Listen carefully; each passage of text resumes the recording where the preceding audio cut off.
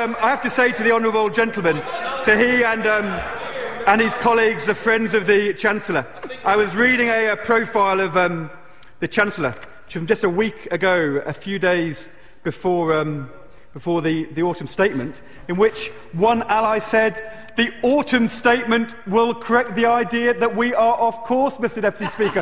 Whatever were they on? Although, you only have to read the rest of the article to understand what's really going on. George has started taking discreet steps towards the Tory leadership. Members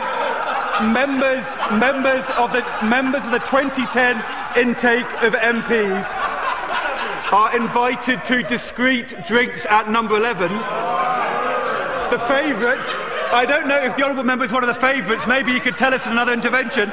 The favourites are invited to bibulous soirees at Dorneywood, Mr Deputy Speaker.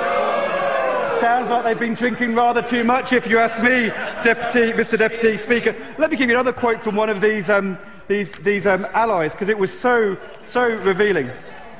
"Nobody in the Osborne circle is vulgar enough to talk openly about his leadership ambitions. George has no agenda.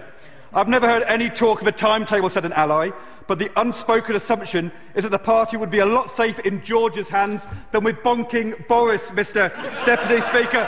Whatever drinks are they serving at these parties at Downing Street? Maybe we could find out from the back row, Mr Deputy Speaker. May I say to the Shadow Chancellor, with all due respect, the public deserves better than this. Yeah.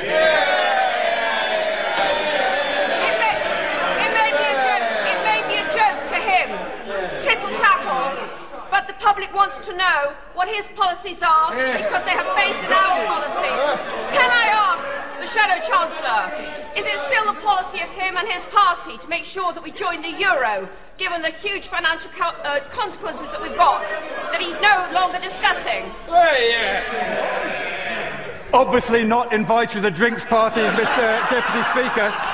Maybe she should be apologising to the 5,400 families in her constituency who will lose from the cuts in child tax credits announced by the...